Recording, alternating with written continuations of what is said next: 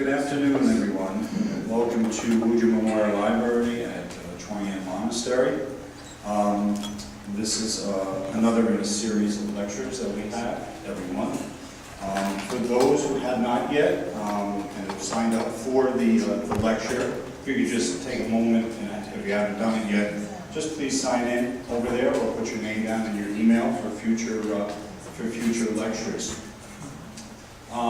Today we're very fortunate to have the abbot of Chuang Yen Monastery, Venerable Dhammadeva, who was ordained as a monk in the Theravada tradition in 1987. He has lived and trained in 6 countries such as Taiwan, Malaysia, Sri Lanka, Thailand, Myanmar, India, Europe, and etc. Born into a Chinese family in Taiwan and brought up in Malaysia. After 10 years of training in Sri Lanka, he lived in France for a short period of time. He has both PhDs in both theology and religious studies.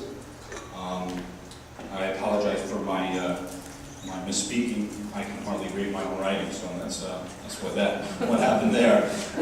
So without further ado, I give the microphone over to our lecturer today, the Venerable Dhammadeva. Thank you. Okay. Actually, it would be my second attempt to give a talk about something about very mystical, actually, especially I think for the Western audience, quite a very mystical practice in Buddhism. And actually, the first talk I was given maybe 4 years ago, it was in California. It was a conference paper. But you know, when you write a conference paper, so you have to.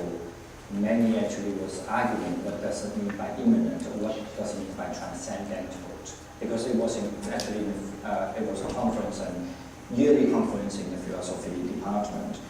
But this time, because since we're in a monastery, and this is also trying to promote people who have different, maybe in between the academic and as well as the practice.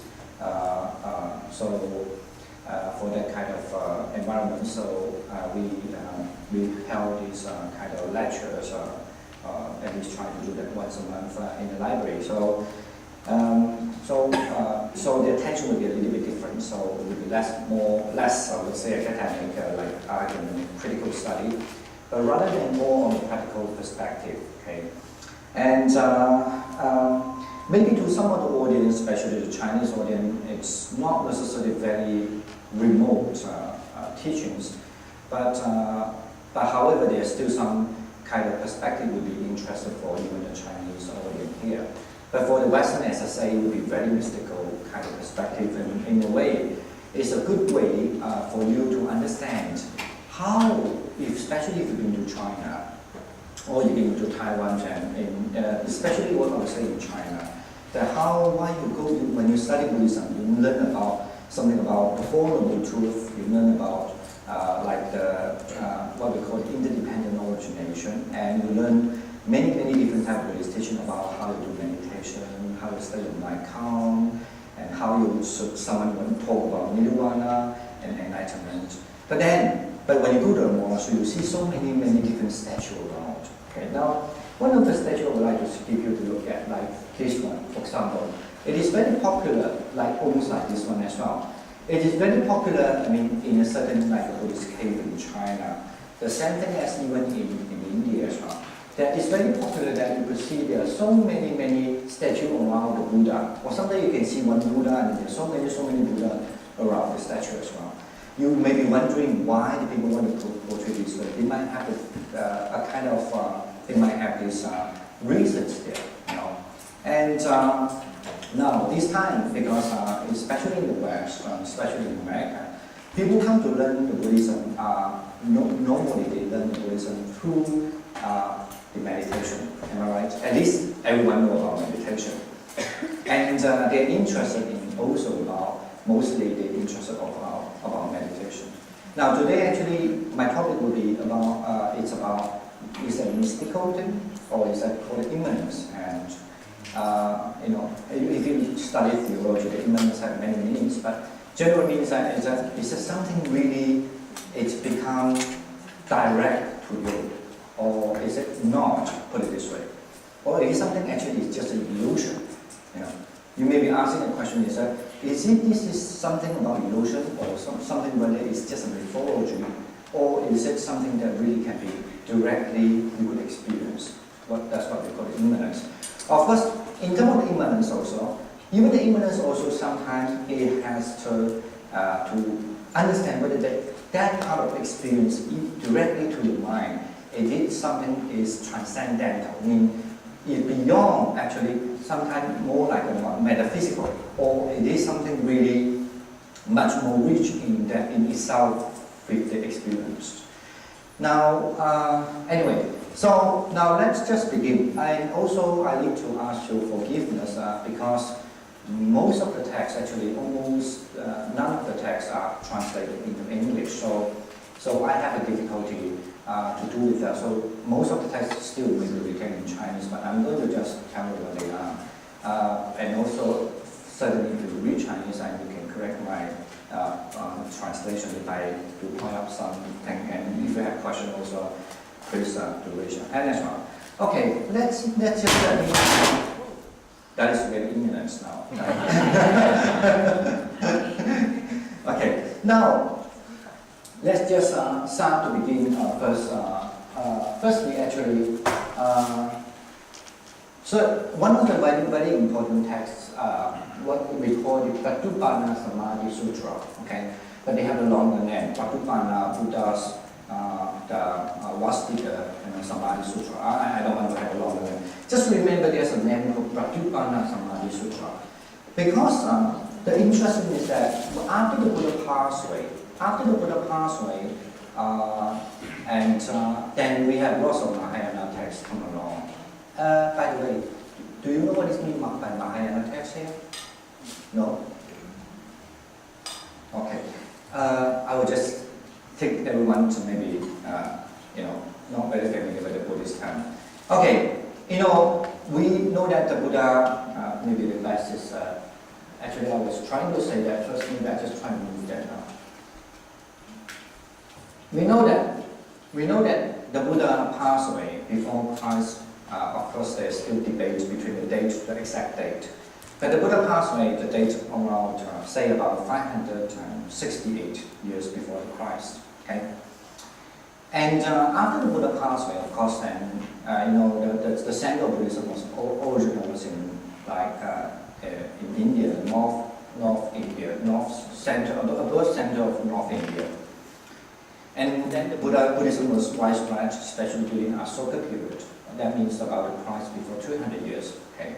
And about the Christ 350 years. And there was one of the biggest empire in the whole history of India was the King Asoka, right? And after the King Asoka reigned the country, and he was later on, after the war, after the battle, because he killed lots of people, and he felt really remorse what he had done.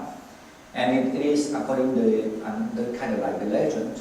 Actually, the King Asoka was converted to a Buddhist by a small monk, not by a big monk. Actually, by a very, very like a samurai. It means a small monk who had attended a kind of practice, what the practice called Arahant. And then when he was converted to Buddhism, he started to introduce Buddhism to every nation. It's very Indian way of understanding as well. It's very different from the West. Usually, when you adopt a new religion, they don't have this kind of, at least they don't have this, it's never been in Indian way of thinking that they need to destroy the other religion. But they would still want to introduce their religion, but they also hope that they can bring in what the local believe into the religion itself also. That is one kind of very different between the history in Asia and in the West. If you talk about West, regard to like let's say in Europe.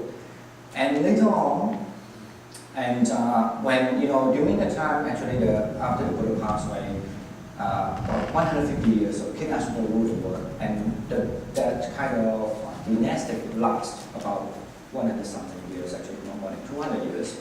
And then they have a big debate between Iran, the East Iran, to call the Persian people, trying to overtake India. I mean, basically the center, but they have a battle. It wasn't really successful. Then later, but because of Greek Alexander, okay, the Greek Alexander, you know, when he started to shift over to the east side, and then actually it was very. I'm sure that if you learn history, if the King Alexander, if he didn't die from Macedonia, if he didn't die earlier, the history might change tremendously, right? But then he died very young age, in 30-something, he passed away. That's why then even the war didn't last for a long time, actually didn't last for more than 3 years. But then he was very successful, swept over the east, and then he conquered the west side of India. The west-north side generally covered what we call Pakistan, Afghanistan, and then Uzbekistan, and Kazakhstan. All these places actually was under the colonization of the Greek. Okay. And that time actually, I want to say this is because that related to the history. And in Central Asia actually, that time actually Central Asia started to assault Buddhism very much before even the Greek king comes on.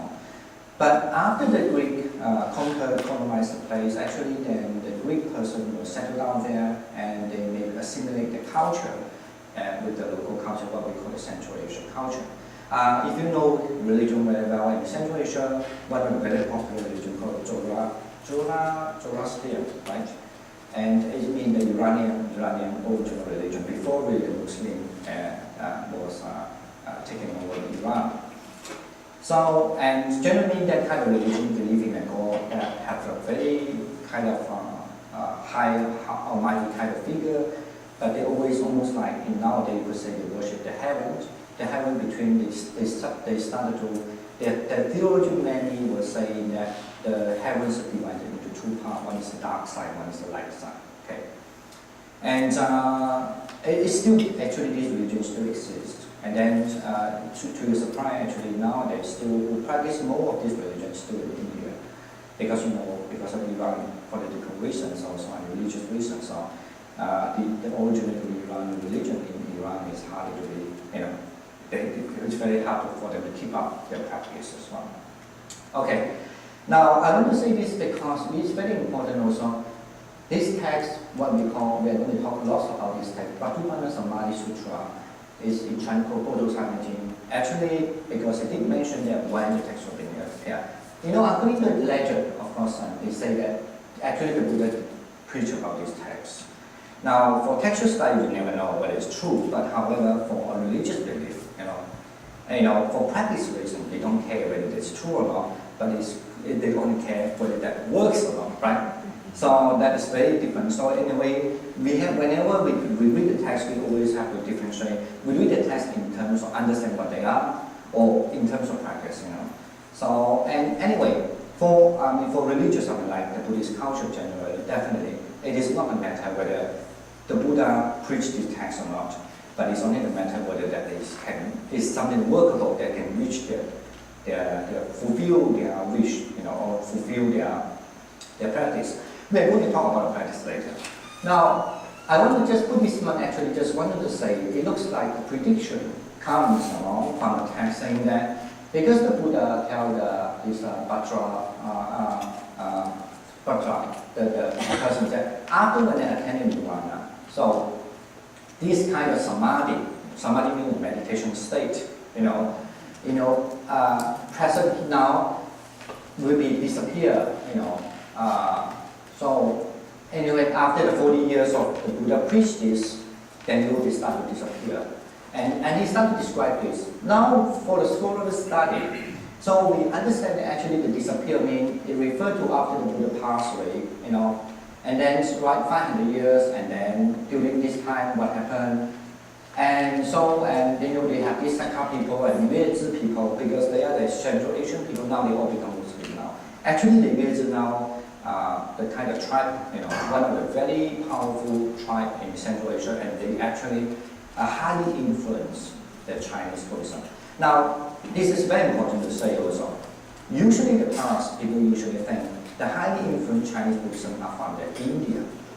If you look at really speaking of what does it mean by highly influenced, or if you, in terms of the figure, who who are the person who transmit Buddhism to China.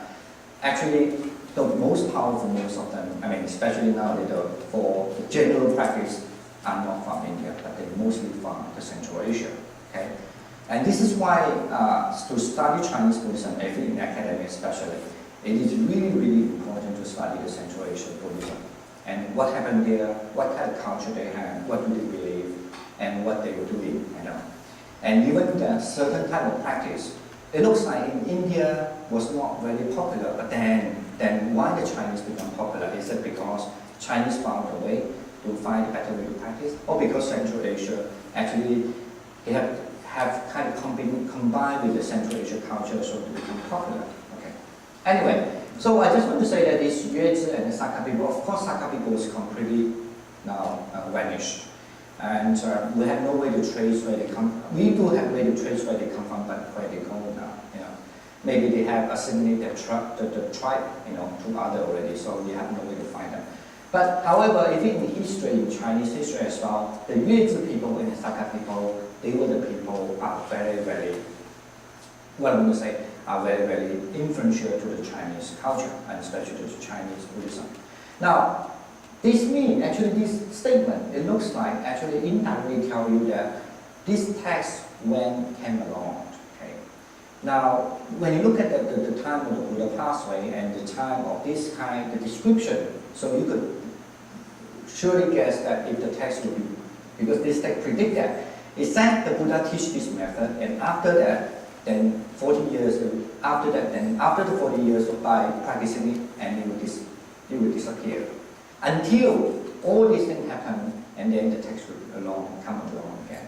You know, it's a very good way to say that, you know, this text was preached by the Buddha and disappear because the Buddha did predict that it would disappear. This kind of practice will disappear.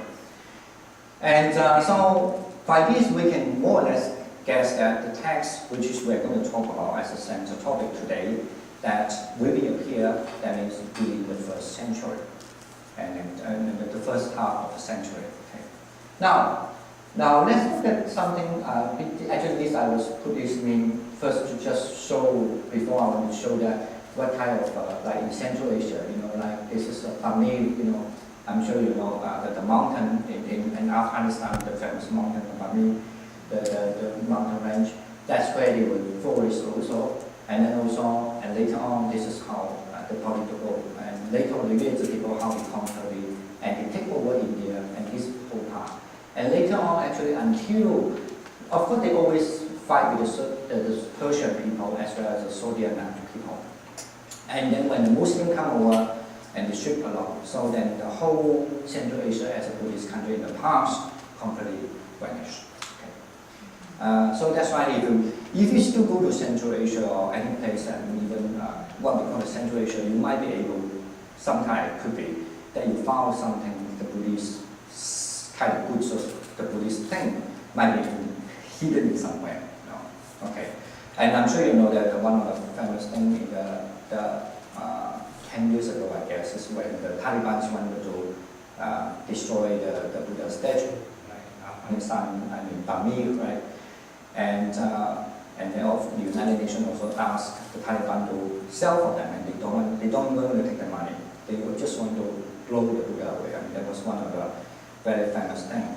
But actually, during the time when the Buddha was about to blow away, and people start to recognize actually the Western, especially the Western or Japanese, basically the other nation, I think they don't care. It's only the Westerner from Europe, many, or even some from America. And then also some Japanese, they really care about, they might have many things there, so they also went over there. When the Taliban started almost like rule over that area, that's how actually, very luckily they went over there, and they have been able, with a very low price actually, to be able to buy the manuscript. Okay. And still the manuscript, lots of manuscripts kept in Britain's like a royal, in Britain library. And then as well as actually some of the research being done now in America, because America got the fund, I don't know nowadays, you know. But you know, the few years ago actually, about 10 years ago, they do, in the American government really give some fund to do this kind of like cultural research, something like that. So actually, not really in Britain actually, but though the manuscript mostly keep in Britain, but then they let them do the research, like in universities or Washington in Seattle, actually. And this is very lucky because we still can find that some of the manuscripts dated back before Christ, you know. And this is actually for religious practice, maybe it's not very important, but for kind of like academic or especially if you to understand what happened nowadays. You know, sometimes you say, oh, you know, the Buddha was born 5,000 years, 500 years, let's say before Christ, 500 years. How we can prove that? You know, this all have to be done by archaeology and also the textual study. You know, and then you find some manuscript actually being written even before Christ.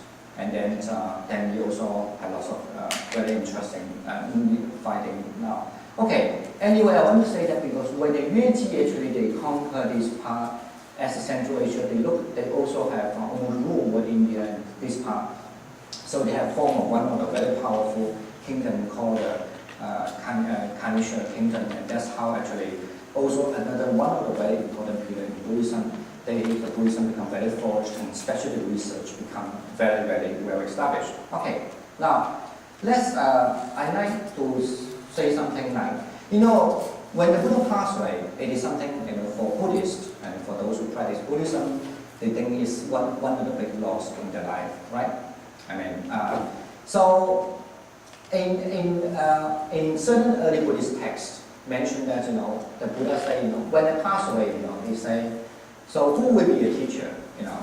And, you know, even in other religion, it's always have the battle between when the founder of the religion pass away. And they always have the problem is that who will be the successor, right? And if you look at the religious history, actually it becomes so corrupted that because of fighting for being the successor, and then lots of very interesting things can be happened. And I'm sure if you learn about Muslim history, and when the Muhammad, you know, the messenger really passed away, and just not more than a week, actually they start to have war among themselves because they want to fight who will become the successor, whether Muhammad Ali or someone else. You know. So, but in the Buddhism, actually, the Buddha was very clear. They say, you know, when he passed away, so who will be the successor? The successor will be the Dharma and the Vinaya. Okay, the Dharma generally means the teachings. And then the Vinaya will be the monastic codes. You know. The monastic codes, in a way, so you could say the monastic codes and the Dharma will be the successor. So that's why actually in Buddhism, nobody will fight for who will be the successor at least. I'm not here, we don't have this war, you know, and then fight for, maybe now in the present time, yes, later on when they have monastery, you know, when one of the big monastery ever passed away, of course, and then they might be fight, you know. But however, at least in the whole history, at least even in the Buddhist concept, there is no way that you should fight for, because the only thing, if there's something you need to fight for, is that how much you learn the Dharma, and that means how much you get the Dharma, and how much you're observing the Vinaya and the monastic code. Okay. And then the Chinese have two versions, generally mean almost the same thing. That means you have to take the Dharma and the Vinaya as almost like a successor, you know. Now, however, in Chinese, called I take that you don't know Chinese. Generally, there's another text actually mentioned that when I pass away, you know, they say, generally here, there's some hint that telling you that when I pass away, you know, do not think that when I pass away, my disciples, that means those who follow the Buddhism, will be getting last, you know. And he said that actually not, because you could see that in the future, in the east side, the south side, and so then you could see that actually they will have numerous kind of disciples who follow the Buddhist teachings. And that's interesting state here. It's like, even though my body is like deceased, but my Dharma body still exists. That means I have another body, the body called the Dharma body. You could translate as the body of the teachings. Now, actually this kind of concept of body of the teaching become interesting. Why? Of course, everyone, you know, being the disciple of the Buddha, imagine you all are a lay person, but imagine you shave your head, right? Why you want to shave your head and follow the Buddha teachings?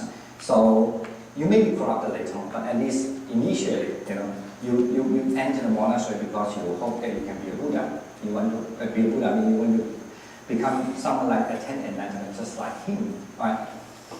So in this text, but the Buddha said that, my flesh gone, but my teachings body is still remain. Now, for those who study some Buddhism, like in the place I study, like in Sri Lanka, or in Thailand, or in Myanmar, or what we call Burma, or Laos, or Cambodia, they maybe interpret this in a different way. And some of them, they don't like to interpret it because it's very controversial. What does it mean by the Dharma body? They don't even want to interpret it because it's very controversial. But of course, in the early text, they do have some interpretation. Okay. Now, I'm not here to say to not teach you, otherwise you bore. Which in a way, in here, it looks like they give you some other conjecture, right? Thinking. You are doing research for. What does it mean the body of teaching? What it is about? Okay. And then now look at it. First, where you go. Okay. And not only that, actually this problem, another problem is, in the early Buddhist text, the Buddha once tell a monk saying that, in India, because they believe that, in India it's really like, it's just like a Christian in a way, or the West culture generally. I don't know how you mean by the West culture, I'm just saying about Christian to be clear. That you believe actually the world was created by the God. Okay? And even human, actually everyone is created by the God, or whatever. You may have very different understanding, but this is general pictures of that religion. Now, in India it's the same thing. They also believe that the Brahma, as a name of the God, like in Judaism they might have a different name for the God. In what we call the Muslim or what we call Islam, they have a different name of the God, like Allah, right? And then the other religion they might have. You don't pronounce it. It's almost like Jehovah or something like that, And of course, in Christian, usually you just say God. You don't put a name. But in India, you have the God is called the Brahma. Okay. Now the problem is that actually at that time, because they believe in Indian context, believe that if you're born as a high caste people, as a religious, those who can take care of religious ceremony, that because why you can take care of religious ceremony? Because you were born out of the God of the mouth. Okay. And those become the slave, or what you call, now they don't like to use the term slave, but in a way they become servants, They were born, they were destined to be a servant because they were born from their God's feet, their law, okay? And those who were like the businessmen, where most of the people told them, if you want to put a caste system, it will be Vaishya, meaning that the businessmen, because they were born from the belly, okay, the belly of the God. And those in the royal family, actually, they were born from the hands of the God. Okay. Now, then once the Buddha said, okay, that's how the Indian mythology and that's how the Indian people understand the rule, what they are. The rule is that I was born from the mouth, or I was born by the hands of the God. So, and they had to perform the duty. And what happened is that, and they also invent the kind of text in India called Manu. Actually, it means that you have to follow this duty, so that if you follow your duty as a servant, or what we call maybe slave, depends on how to translate. And if you follow the duty as that, working for these kind of different high caste people, say they might be a businessman caste, they might be that caste. If you follow all this duty, you're fulfilling that duty. When you die, you can be born to the heavens, back to the God. And that's why, of course, if you look at this social aspect of India, this is how Indians have their society not having too much riot. Because that religion itself, telling them that you have to be working in such a way. And so even though you're born a low caste, you have no way to change it. You cannot change your caste. You can't say, now because I'm rich now, so I want to change to be a Brahman. You have no way. By the born, you are like that. You just have to fulfill your duty. Of course, nowadays, some they change that already. And that's why some people, if they from low caste people, they become rich, what they will do, they try to change their name. Okay? Try to change the surname so that nobody knows actually they came from a low caste. But also, of course, nowadays in India, that doesn't mean that when you're rich, you must be the business class people or the royal family or even the Brahmin, but they could be low caste. But anyway, now, but still you could see that why you want to change the name for that, because still this system still highly influenced the Indian culture. Now, if you understand the culture, of course during the Buddha's time, it's very strong, this kind of culture, even though Buddhism didn't really like this kind of system, but that's how society is about. And the Buddha would say that, so then just as the Brahma would say that he's born of Brahma, through his mouth, so the Sakya Buddhayana, that means that as the Sakya, the Buddha clan. So they say that he's the son of the Bhagava, born of his mouth, born of the Dharma, created by the Dharma, and higher to the Dharma. Now, it means that this can be a metaphor. When you study language, it's very hard.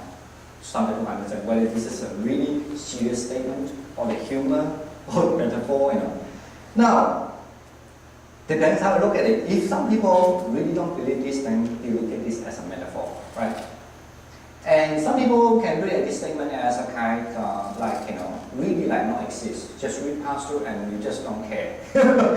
Almost like not written there. But now, it's important it's in India has such a culture, but then the Buddha also says this, those who practice Buddhism, you could say that he's the son of Bhagava, how? Born from the mouth, born of the Dharma, created by the Dharma, and then higher to the Dharma. Now that's a problem, because to India, when you say a God, it's very different from, they have many theologies different than Christianity. In Christianity, mostly when you say about God, even though in the past, I'm not going to talk about the medieval and so on, but in general, still, you don't like to portray the God as a kind of form, even though, for those who learn Bible very well, I'm sure you know more than I do. That, that we say that human was being, the form of human was imitated God, right? So, but however, when you want to talk about God, still, you like to imagine the God as a kind of no form, you know what I mean?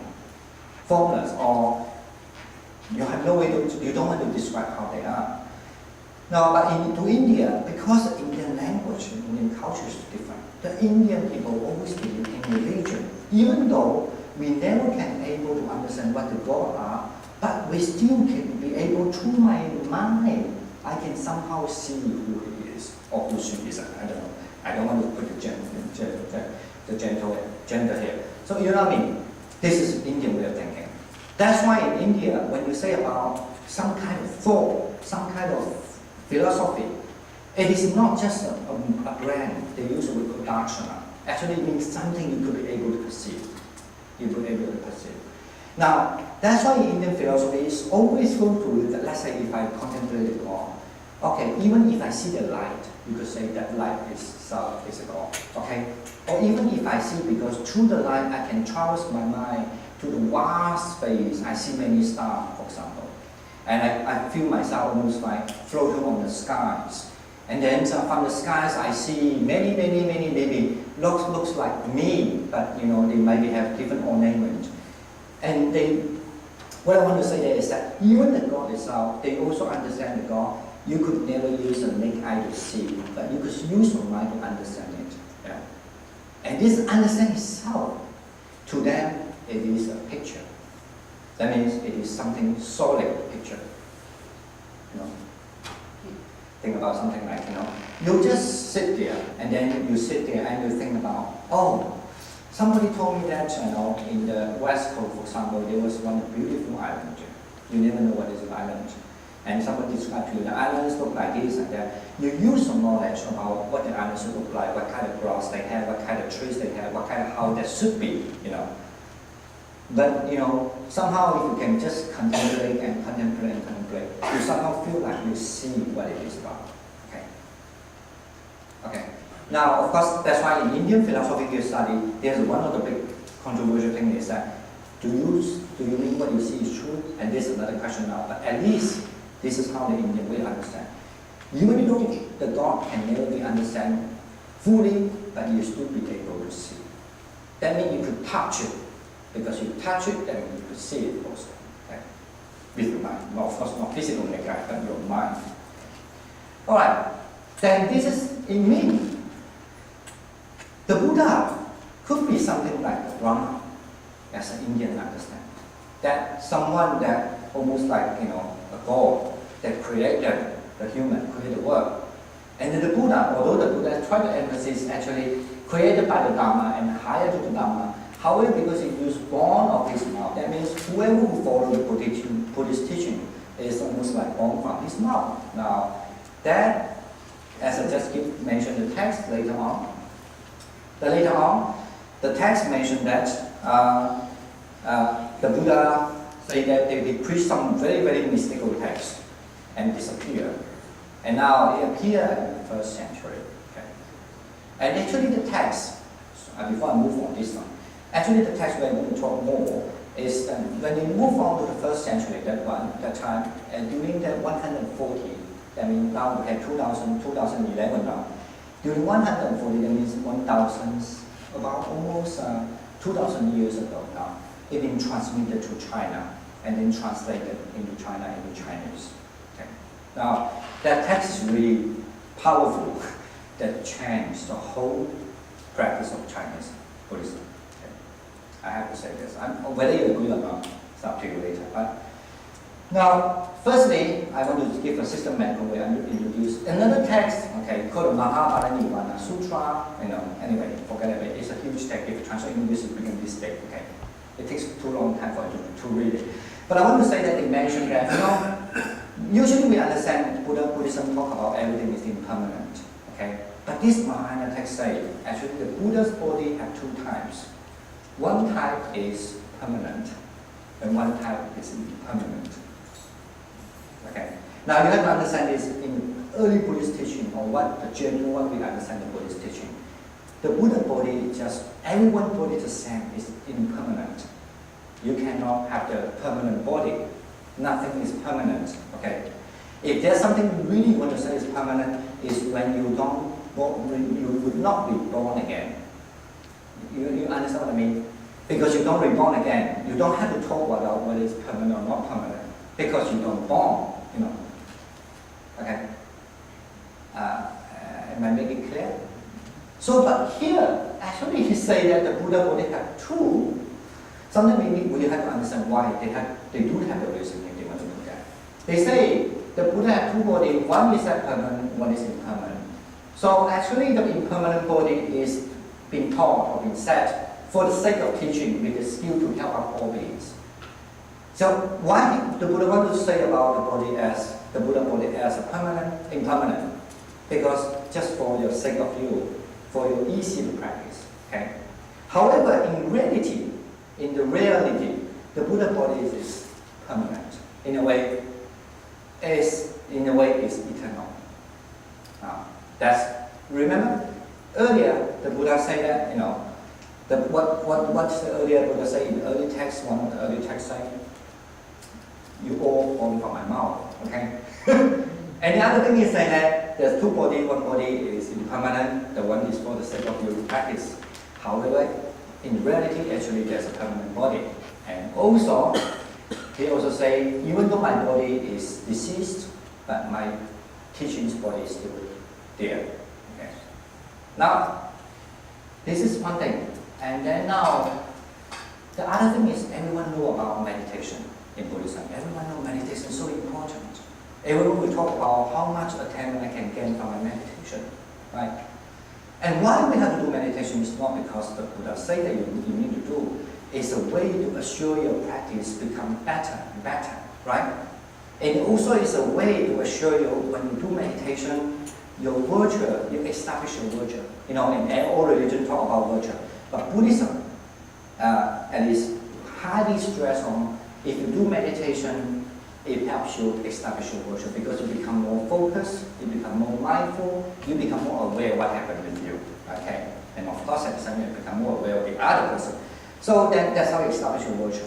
Now, if that's the way that teach you, say, if you have if you have this kind of concentration or the focus, and then actually when you gain this kind of focus, it also means you accomplished by the morality. Of course, you want to have this.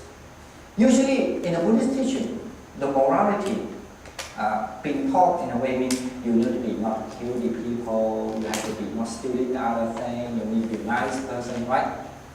But here, what I want to stress to me, actually in Chinese especially, is very clear. He stressed that if you have this kind of meditation, if you are fulfilling this kind of meditation, it's fulfilling your virtue. It's something like a very shortcut. You don't have to think that I must have this sort of thing and then I can do what. But it's also some kind of like, if I fulfill this kind of focused, and actually at the same time I'm fulfilling this virtue. Now, I'm not saying this statement is not happening in Buddhism and other different school of Buddhism. They do, but it never be stressed this way. Okay, you don't stress this way. Even though the teaching is there, but you don't stress like, okay, when you have focus, you have accomplished your virtue. You don't stress this way. But this technique, this sutra, say something very unique. Say, if you're able to do this focus, your virtues accomplish your virtue. Okay? Hello? Okay, get the point now? So it's something that looks like very like a sweet sugar, right? Wow, must be wonderful. You take a kind of holistic kind of medicine, You take it one, everything is accomplished. Now, then of course, this is what I, in my title say, Dasabhumi Vipassa is one of the very popular texts. If any of you have learned about some Buddhism, one of the like special Tibetan Buddhism, they always have to talk Nagarjuna. Nagarjuna, Longshu in Chinese, okay? Nagarjuna is one of the Greek philosophers, although we never know his date of birth yet, but we roughly can say that he was born either during the first half of century to the second half of century. Okay? And then, according to the Kumarajiva, I have so many history to say. Forget it. One of the great translators, okay, to China, the one who bring actually become the most powerful Mahayana advocates in the China history. He translated text that's called Dasabhumi Vipassa. It is said that attributed to written by the Nagarjuna. But when you learn Nagarjuna's teachings, if it's especially in general understanding, they think Nagarjuna only talk about emptiness, shunyata, okay, the emptiness. But according to the Chinese, especially the Chinese, if they read all about what the Nagarjuna read, actually Nagarjuna in this text paid a lot of the treatise. In this treatise, he had paid a lot of attention on how to practice of the Buddha. Okay, this is one of the topic. Meaning how you should be able actually to do meditation and then you see the Buddha. So you see the Buddha. And almost like there's nothing to do with the emptiness concept of shunyata. Okay. Of course, some scholars have become very understanding. We are not sure yet whether this text was really written by the Nagarjuna. But there was lots of argument, about that. Now, this is not our concern. But I want to say is that this text says that, mention that we all believe that, in all Buddhism believe that, the Buddha had numerous doors for the Dharma. That means have numerous ways for you to attain the enlightenment. They teach many, many ways. Because the Buddha has been preached for 45 years and he's the most powerful person, he would not only limit to one method. So, and then he would say the similarly, just like the easy part in the world is something like, when you walk on the road, it takes more effort than you ride a boat on the water, right? So, and then, so the same thing, if you want to be a bodhisattva, someone who wants to be like a bodhisattva, like in the future will become a Buddha.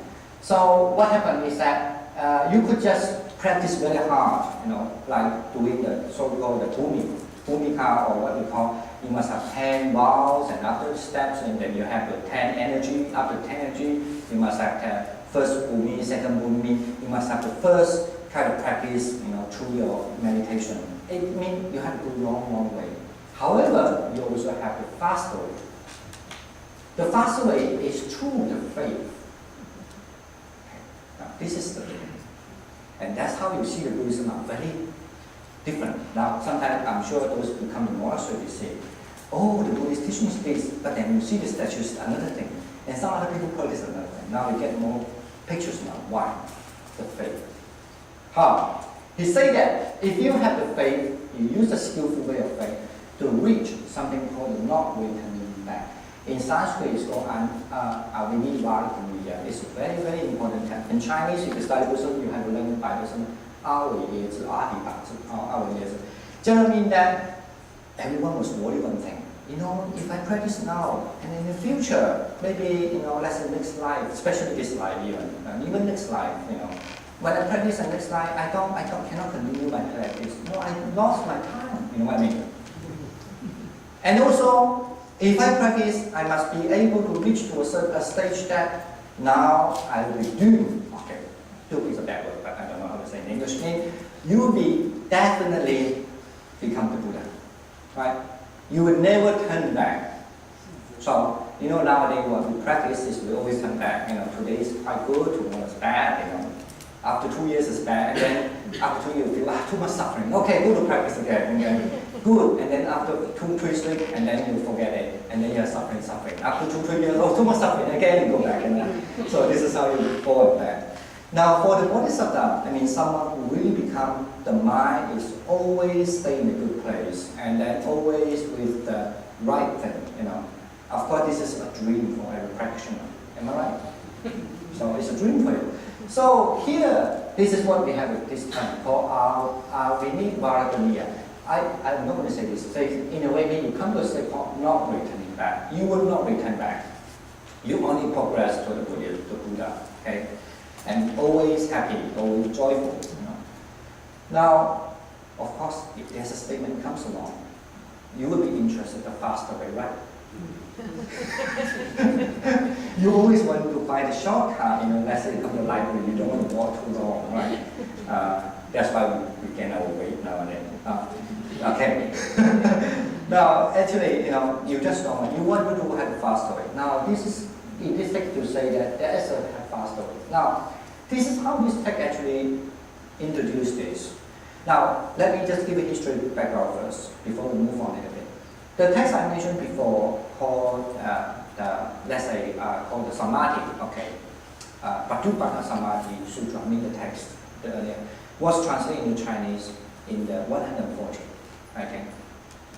And then this text translated into Chinese to 400 something, okay. Actually, I think it's three.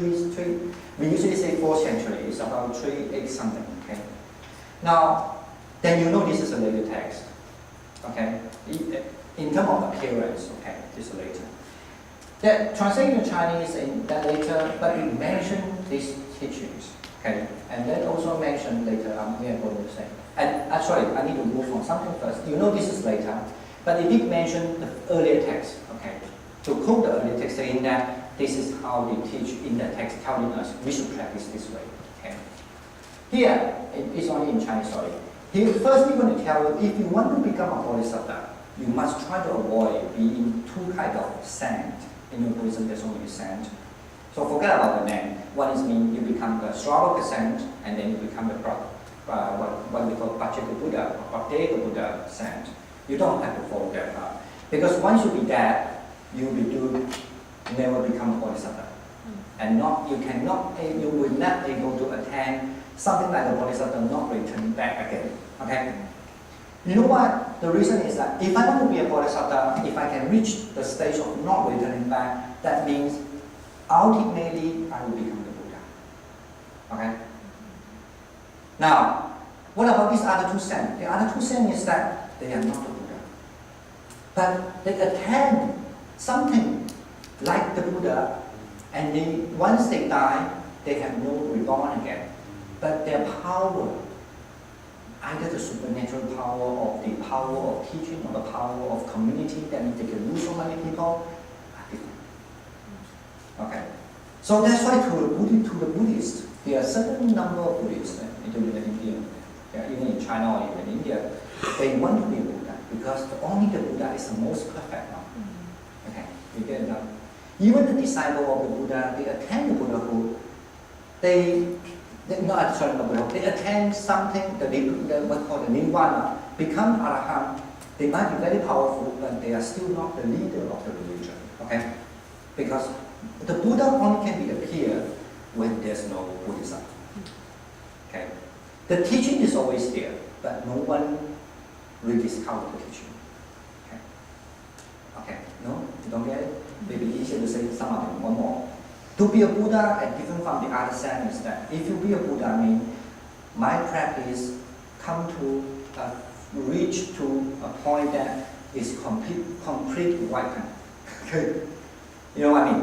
When you're complete ripened, you will be destined to be the Buddha. Okay? Just like, say, this flower, okay? Now, so I think maybe the flower say fruit, maybe there's a tree with fruit. You know, if you very carefully look after the tree and then put the best thing for the tree, and the tree will grow the fruit, become the most ripened fruit. When it's ripened, you will just drop. That is a Buddha. But for some other sense, yes, they have the fruit, but you have to wait to make it quicker to ripen. You know what I mean? Not let it do it naturally. So in a way, that's how we understand. So then when you look at it, because it doesn't take that long time as the fruit you should take care of, so the fruit is not that sweet like the Buddha. Okay? You know what I mean? So that's what they call you need to cultivate the perfection, called paramita perfection, because you need to perfect everything. So once you perfect everything, you completely ripen, and then the law, the universal law, there's no way to ask you to stay longer. So you have to be bound to be the Buddha. Okay? And that's why, because of that, you need to be make sure you'll be able to practice, become a stage called not returning back, right? Otherwise, you put effort this life, next life you forget. And after suffering in many lives, and then you come back, you come to know Buddhism, you practice a little bit, and then you forget, you know. So that's what for these people are very serious. They really want to come to the stage of not returning back, because they were doomed to become the Buddha. Okay. Right. All right. So that's why this statement. I want to ask if those who reach out here understand. Generally means that it's very interesting. He's saying actually the worst thing for you if you want to become a Buddha and to reach the point called not returning back, the worst thing is when you suddenly decided you become the other saint. Because when you become the other saint, there's no way to go back, right? Even though if a drop in the hell is a very serious thing. Even if you drop in the hell, you know, you don't fear. But you should be feared if you drop to become the other saint. Okay. You get it now? In other words, I mean, if somebody, because the Buddhists understand, if you really were someone you are unfortunate, born to the hell, because you still have to reincarnate again, even though you may be in the hell for a long time. Okay, this is Buddhist mythology. Okay, in a way, you still have chance. In other words, even though you will be born in a so bad place, you still have chance. But once you decided, then you become the other saint like the Arahant, for example, or the particular Buddha, and you have no choice. You know. So that's why I think this is a statement just warn you. You know, you should be careful. But it's not necessarily as a Chinese. Sometimes in general they might be portrayed like they are bad. They didn't mean it bad. You know, it's very much like encourage you, right? So you know what I mean? To encourage you, you know, if you want to be that way, try that way. Don't move that. Because once you move that, there's no chance. But here, even though you go to a bad place, you don't fear, because you still have chance to become the Bodhisattva. That come to a stage called not returning back. Okay. Now we know this is kind of mentality, kind of telling you. Now, I think maybe I should just jump a little bit here. Okay. Now, what do this mean? This the Bodhisattva, you know, because it's very important. When I practice something, if I want to be a Bodhisattva, like, you know, come to a place not returning back, I must make sure that I am practicing the right thing, right? You don't want to be at the end when you practice, say, oh, I'm sorry, I followed the demon way, you know, and then you become another demon. You don't want to be that. So you make sure already. So in this text, actually, one of the also the text called Braja Paramita Upadesha, it also written by the Nagarjuna, okay, one of the Greek philosophers in India. So he said that actually, if you this Prajupana, or this called the Buddha Sammukha Vastita Samadhi, that means that what we say, the Buddha appearing in front of you, you know, is the Bodhisattva place. In a way, mean you don't have to worry. If you practice this way, you will be fine because you are still someone who will be a Buddha one day. Now, I guess I need to move a little bit faster now. So actually, I just want to say that the text here generally mention that in this written by the Dasabhumika Vipasa Sastra, that means by the Raghunatha say that how you should practice this. I'm here not to tell you all the detail now. Generally means that you have to learn how to do your walking meditation. Okay. You might find why about the walking meditation. When you look at the text, you find you have to learn how to do walking meditations. After when you learn to do the walking meditation, and you will establish this kind of mindfulness, you become very mindful. You know everything clearly. Okay? You can observe everything clearly. And after you observe everything clearly, you also have to try to observe the name of the Buddha. Okay? Now, that time, not any type of Buddha you have to observe the name. Say, usually the most famous is Amida Buddha. Okay? Observe the name of Amida Buddha. Amida Buddha. So, and then you also start to do meditation. This is what you say. And then you have to start to do meditation. You have to start to visualize the Buddha, how the Buddha looks like. Okay. And this is a bit. So generally, you must know there's 32 marks of the Buddha. How the Buddha looks like. You need to visualize the Buddha. You know. Until you could really do meditation, and then you see the Buddha in front of you. Okay. And when the Buddha is right in front of you, then you start also to think, okay, the image is there, but you should be able at the same time to think the quality of the Buddha. You know what I mean? Okay, one is visualizing the Buddha, and second is the quality of the Buddha. And then the quality of the Buddha say, you start to transform the statue into something, your mind is very powerful, okay? Into something, I don't know how to say, generally mean into something that you almost have to refine the Buddha statue, because the statue what you're visualizing is just a solid image imprinted there, right? Take the mind almost like a projector. You just project something, you capture, okay? But they are not life. The only way you want to refine the statue, generally you must understand the 32 marks of the Buddha, and then you start to refine because when you do meditation, you believe that you could see the statue, okay? If you're good at it, you stay there. The statue will always stay there, okay? Now, then when that kind of concentration becomes stronger, you could even from the statue, you need to refine the statue, understand the 32 marks. But that means how the Buddha should look like, okay? And then when you using almost like you could say imagine in the English word. The imagination with the focused mind, you have to not distract, with a focused mind. And then the Buddha will be, the statue will be refined in a way. And at the same time also, you have to think about, because they have 32 superiority of the Buddha, means this is all to do with the Buddhist teaching. Generally, you know someone who has 32 marks, but after only when someone who attend the Buddhahood, they will have 80 type of characteristics will become will be fulfilling. Okay. What should I say? Let's say if there's a fruit right when it's ripened, but only when you pluck when you take the fruit out, they may have certain small thing will change. You know what I mean? So that means that there are 80 types of the very special characteristic of the Buddha. Only when they attend the Buddha will be appear. Okay. Then you have to understand what are these. And what happened? When you do this thing, then you will start to see the real Buddha right in front of you. It's very mystical practice. Have you ever heard about this before? But because you mostly think about Buddhism, maybe like impermanence. No. In that way, you cannot think of Buddha as impermanent. Now, this is anyway. I want to say here first, this text, Dasabhumika Vipasa, written by Nagarjuna, he mentioned this text that there are two ways of doing it. Okay. When the Bodhisattva come to a certain practice, come to a good way, he might use his virtue. He could see many Buddha in the world.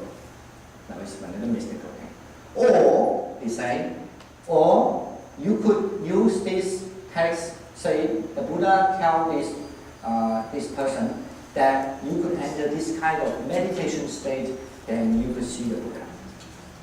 So I want to say here, especially for research purpose, this text, actually the method, was not only regarded in, generally was highly regarded in many later Buddhist texts as well. Okay, that's what I want to emphasize here. Now, Humanajiva, one of the very good translators, nowadays if you read any Chinese Buddhist text, especially the Mahayana text, like the Lotus Sutra, and Amitabha Sutra, are all translated by him. He was answering questions to the earliest monk in China who practiced this method. Okay, in that answering question, I translate as a Kumarajiva's main passage to the teaching. So he said, actually to see the Buddha in concentration, in order to see the Buddha, there were three ways. Okay.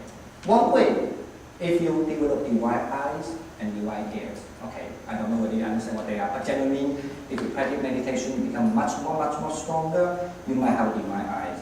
The divine eyes are normally just like you have a telescope, you know what I mean? Even more than a telescope. It's almost like a TV.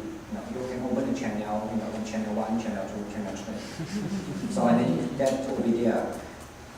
Look, imagine that if you were born 2,000 years ago, even say about a few hundred years ago, if somebody telling you, you can see a box and then you can see the people dancing, could you believe it? Now for you, at least everyone have this kind of box, right? But I remember when I was a kid at that time, our TV is only black and white, And then if you tell the people, actually, no, you can not see the black and white, but they have color, But I don't know how about in 10 years' time, maybe you can see everything in 3 dimensions, right? So, this is how technology change. But what I want to say there is, in the old day anyway, so the divine eyes is something, I think, very similar concept, is because your mind have no boundary. Actually, if you have focus developed so powerful, your mind can be see anything, because it's not like material thing you have boundary. The mind have no boundary, so you could able to focus on what you want to see will appear, just as a TV. And of course, Buddhism believes that this kind of power is not only us, even the divine beings, they have this power, because they were born there, they have this kind of faculty, they have this ability. Anyway, you can see this. And the second is that even though you don't have supernatural power, but because you always recite the name of Amida Buddha, Amida Buddha, Amida Buddha, so by the power of Amida Buddha, and Amida Buddha think that you are good enough, okay, almost like that. Not exactly, but almost like that. You're good enough, then Amida Buddha will appear to you. So then you have more faith to the Amida Buddha. Okay? That one Buddha was supposedly, if there's a direction, live in the west direction. Okay. The third one actually is what we are going to say. The third one is that you have to practice the concentration. Call the concentration, you can witness the Buddha right in front of you. So, and then you don't have to be either or not either, so you could still see the Buddha. Okay? And then actually, either you'll be completely be a monk or you don't be a monk, or you'll be, in a way, mean completely you're away from sexual activities or not from sexual activities, you'll still be able to see the Buddha. That's what we call, you can see the life of the Amida Buddha. Okay, so far, is that attraction? Imagine that if there's something happen, now you have to practice impermanence, very hard, right? And sometimes, especially people who have much faith to the Buddha, and they want something very short, quick, and also that I can reach to become a bodhisattva, not going to become like the other saints. At the same time, I also can see the Buddha. By seeing the Buddha, that means my virtue is also there, right? And also, what happened? And I will be reached in a stage that I will not returning back again. What a wonderful thing. No? Okay, I should stop for a while for you to have wonderful tea. Shall we, we have tea here, right? So in the room, I think we have a little breakfast and we can keep on. I don't want to bore you so far. Have a little wonderful tea and then we keep on talking what happened. Okay. And Do they have anything else besides that? Yeah. So yeah, so have 10 minutes time, so have wonderful tea, and if you want to go to a restaurant, have a wonderful tea. Okay. I'll see you later.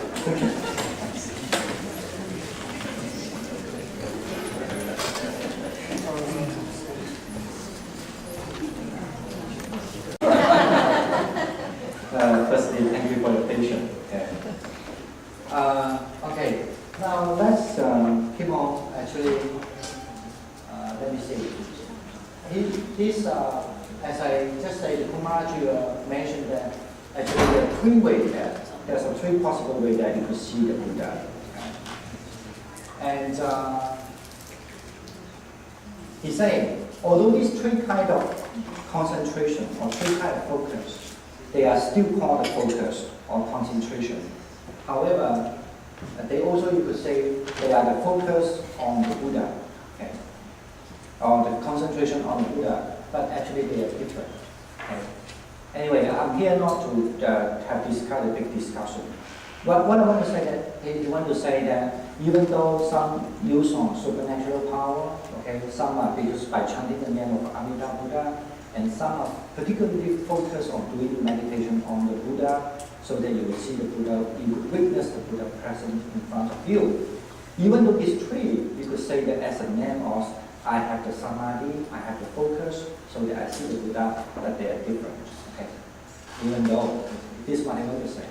Now, because this is actually in China is a huge study, I just want to say this description, if you read Chinese, actually is by Kumarajiva method. Because Kumarajiva, being one of the popular Mahayana advocators in China, and actually he was highly praised about the Lotus Sutra. Okay, and also he was actually one of the persons who bring this so-called the visualization of the meditation on the Buddha to China. So that's why I want to say change of old Chinese history as well. Yeah. Even the text during the first century, second century being introduced to China, my understanding it wasn't really that popular until the Kumarajiva came. Okay. So and then this technical practice became very popular. But then Kumarajiva, if you are for just out of the interest, if you actually Kumarajiva practice of this method has a little different from at least the one that other texts mentioned. That's why in this Kumarajiva written the text in answering to the monk about what this practice is about, saying that if the people always understand, do not attach to the word, okay, and then in a way he also understand that just to practice this loving kindness is not sufficient generally. So he has to practice this, what we call, you would be able to do meditation and witness the Buddha present in front of you. Okay. And this is what the Kumarajiva suggests. Now this is explained as a technique. Okay. I'm not here to say this now because I'm going to explain it later. So how, in other words, means also actually Kumarajiva also saying, now there's two different versions, because in general Chinese people they believe that when I chant the name of Amitabha Buddha, so like Amitabha Buddha, Amitabha Buddha, Amitabha Buddha, and then when I just focus, I could be able to see the presence of the Buddha. Okay? But my understanding actually Kumarajiva want to say that is you should actually do the samadhi first. That means you should have this focus first.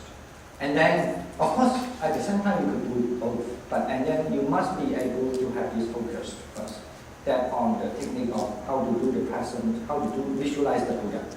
And after that, and then if you could able to, even when you're chanting the name of the Buddha, you still can become focused as if you're doing meditation. So that is even better. That's what I want to argue. They might have a slight different opinion. Of course, this is, but now, this is the translation. Generally mean, they were saying that how you should practice, you should not have any doubt. Now, first in the text say, you should learn how to do walking meditation, because actually in tradition in Buddhism, when you do walking meditation, it's the best way to establish your mindfulness.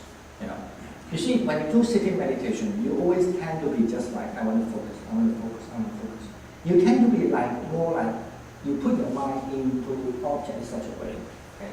But when you do your walking meditation, you start to become, your mind become much more relaxed. Okay? Relax. You establish kind of mindfulness, almost like, let's say you walk, you know how you walk, you observe how you breathe. So you have kind of focus, become much more wide and how to say, and broad. Do you know what I mean? Okay? Just like, people have a way of thinking that when I learn meditation, I should be just focus. It's not true, actually. That's why when you learn meditation, any type of meditation, you always have to learn all forms of meditation technique. Say the walking. The walking will help you to, when you hear the sound, you know there's sound happening. When you have started to be distracted, you know that I'm distracted. Some people, when they're too focused, they forget actually to be distracted.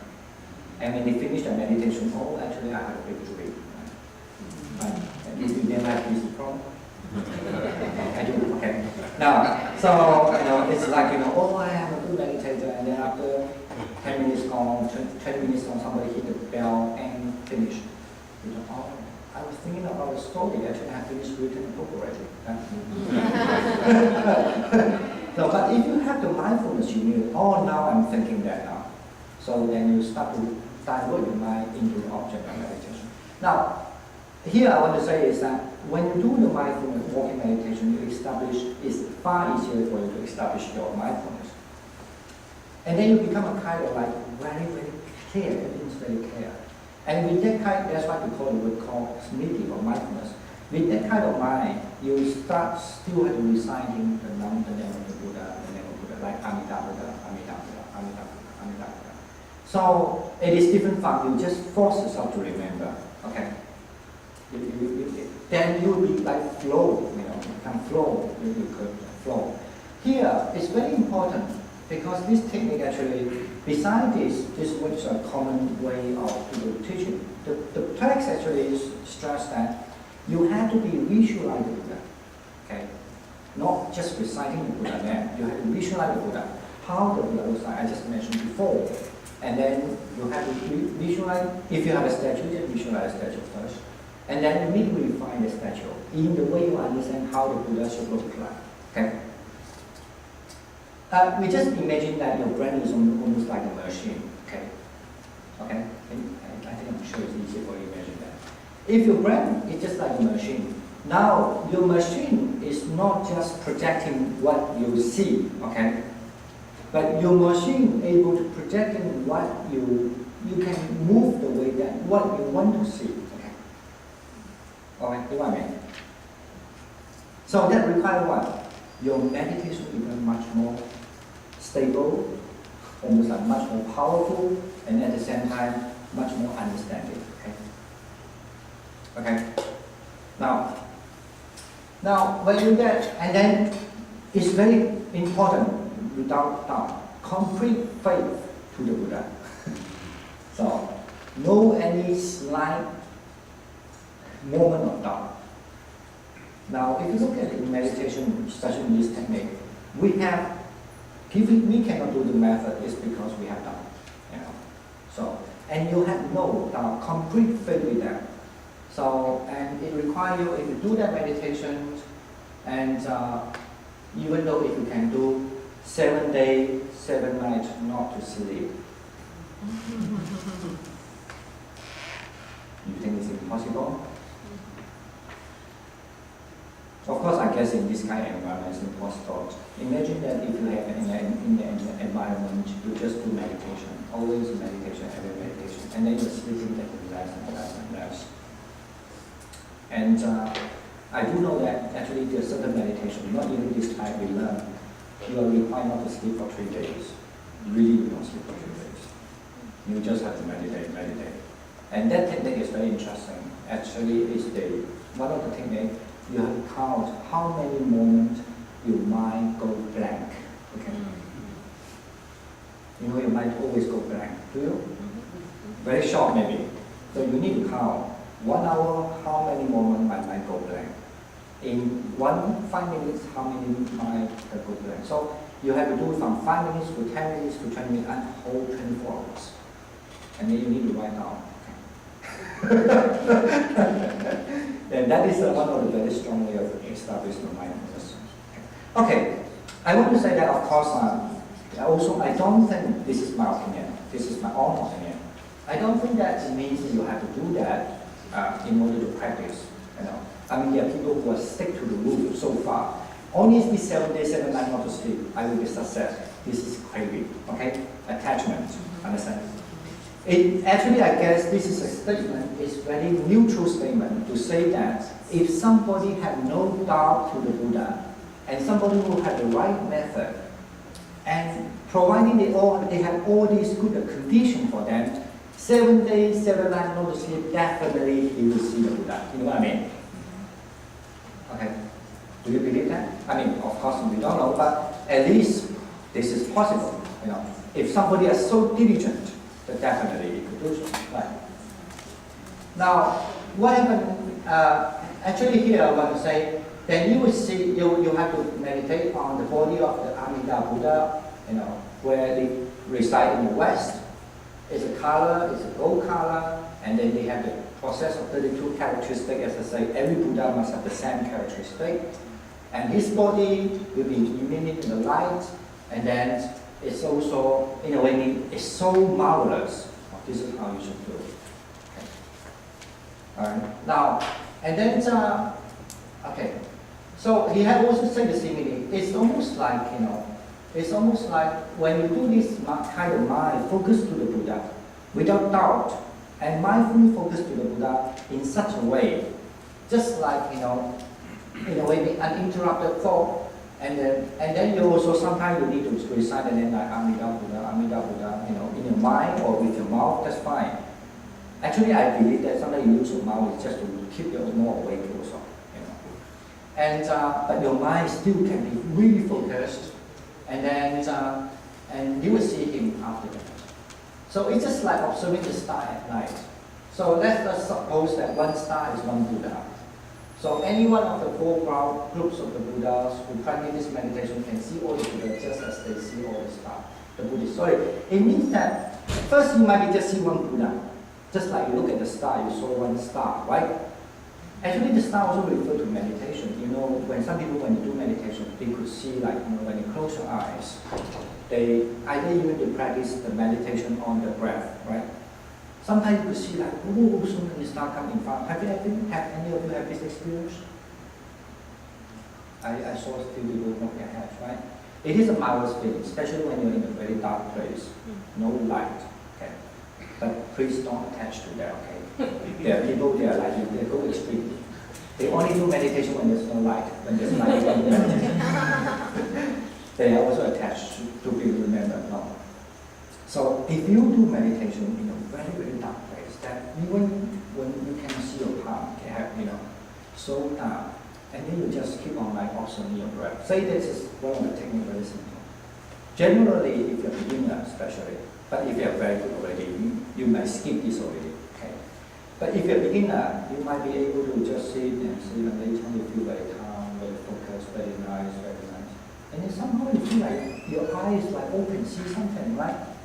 Like something twinkling, maybe the jewels flying or rotating, or something can be amoeba, amoeba, kind of in cells, expanding and moving.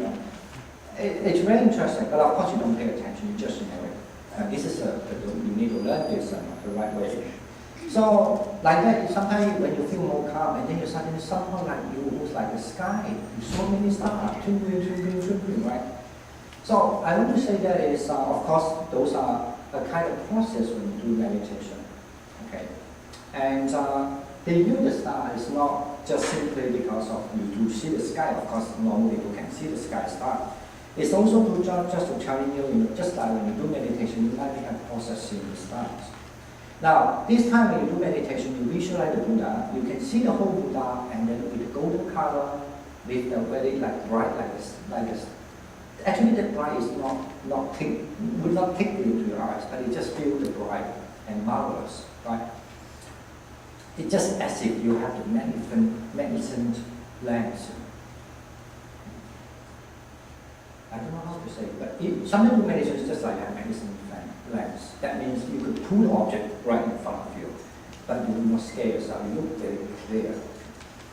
So at that time, you have to visualize one Buddha, two Buddha, three Buddha. You have to think it as if you were looking at many different stuff. Okay. This is how you start to see one Buddha, then to two Buddha, to three Buddha, to four Buddha, and then become numerous. Okay. Today's talk, maybe for you it's just like listen to something strange. But one day when you do meditation, you will able to see one.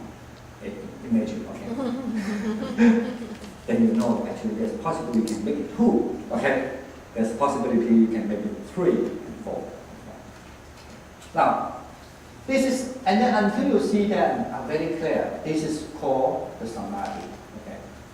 Okay, now I want to go, maybe I need to move on a little bit. Where is it now?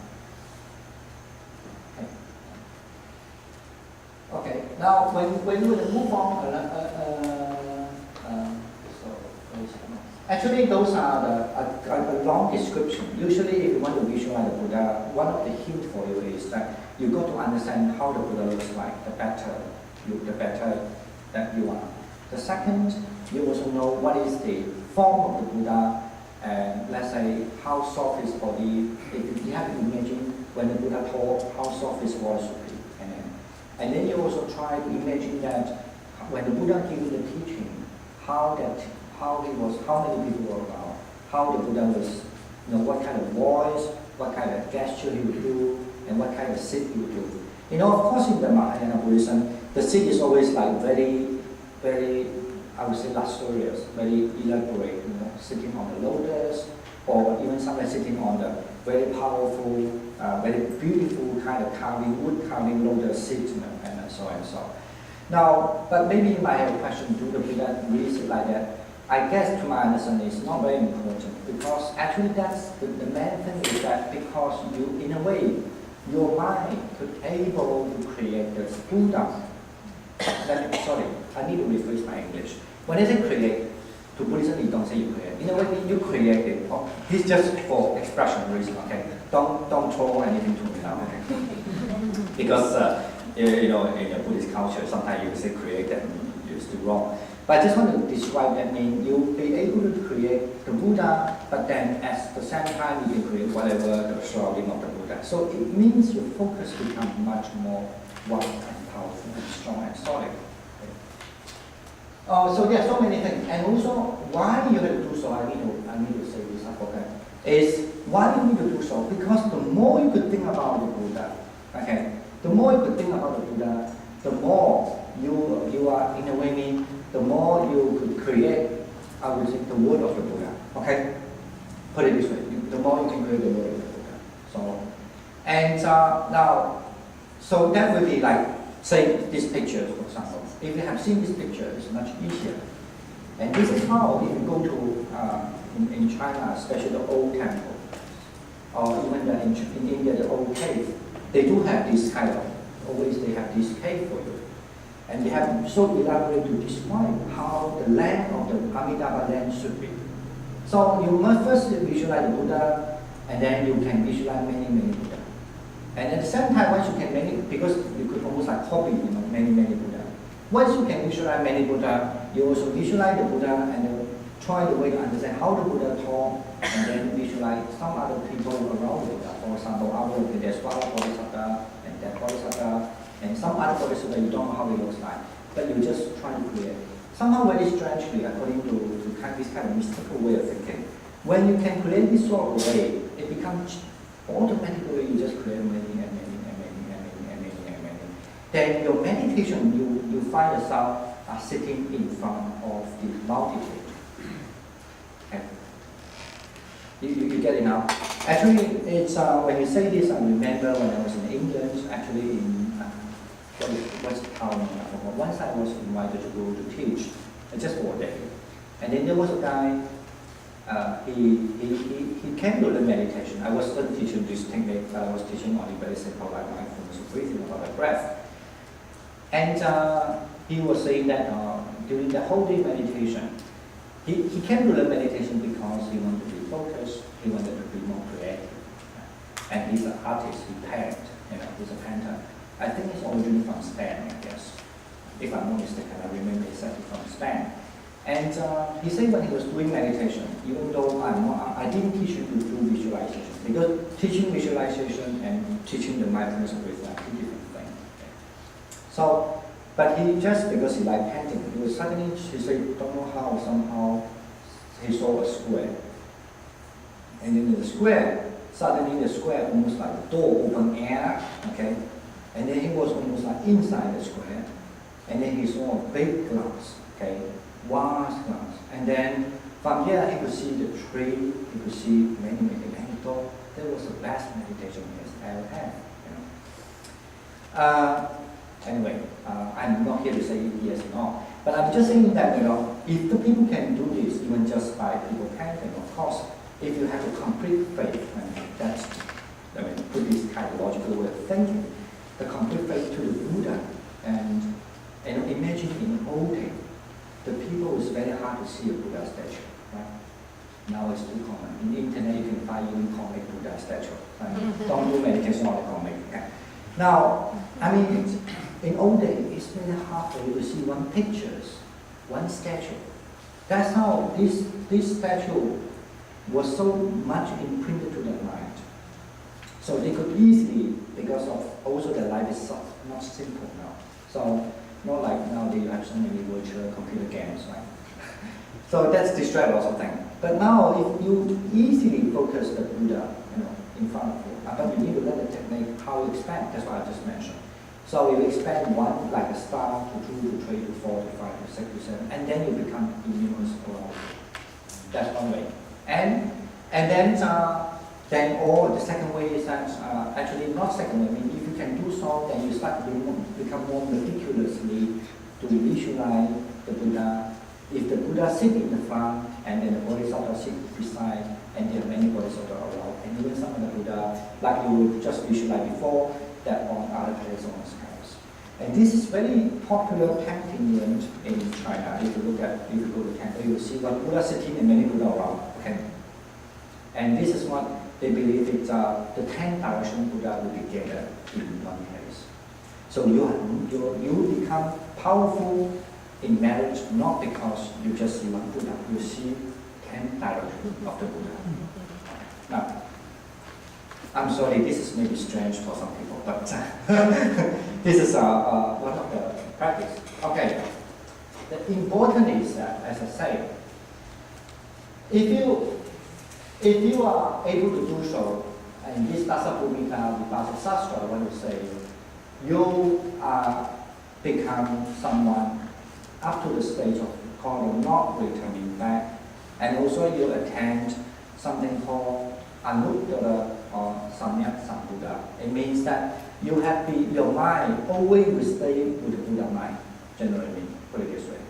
You will never return to any other practice, but you always, ultimately, one day you will become the Buddha. And then even in the next life or even you reborn in other place, whatever, your mind, because this is you have planted one of the strongest seed in your karma. Okay, maybe I would like to describe it in such a way. So that your life will always follow the Buddha path until you become Buddha. So this is what they really want. Okay, I think I need to switch something. Okay, there's a story, maybe. Okay, I want to say this text, I want to put it here. It's also important is that in a way, not because you're fulfilling your practice, you're also fulfilling your virtue. And this right itself, if you can see the Buddha right in front of you, you're also fulfilling something that you reach the stage because you see the Buddha, you will never have doubt about anything. Right? Do you? Just imagine, you really see the Buddha right in front of you. Do you have any doubt? Okay, you have no doubt of anything. And you definitely have pure faith to how someone should be the Buddha. Okay. Why? Now, this is very mythical, so we say. Now, because you see the body of the Buddha. Okay. And then, I just give you a simple version. I don't want to put it too complicated. technically, you should be able to see the Buddha, and then the Buddha become almost like a real thing, and then you start to talk to it. And of course, this kind of terminology is not very nice, because then people think, for example, some people do meditation, what they worry is that people should hear something, right? And they hear the voice. But the problem is a lot of people begin study Buddhism properly. When they hear something, you think, oh, I'm a good meditator now, because I can hear, right? So you have to be very careful. You might be illusion, So I want to say yes, actually according to this kind of practice. So if you see the Buddha, and the Buddha will appear almost like real to you, and he will start to talk to you without language. Just know it, okay? Only on this stage, so you can ask a question, how I should be born here when I die? And he will say, just call me, I will be taking you to the pure end. Okay.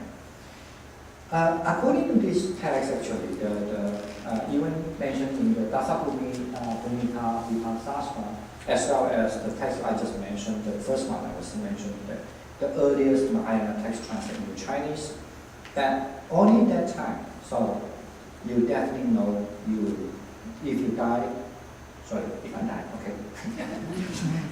That means you will go to paradise, right? Okay. In a way, mean that if you want to, you will definitely go to paradise.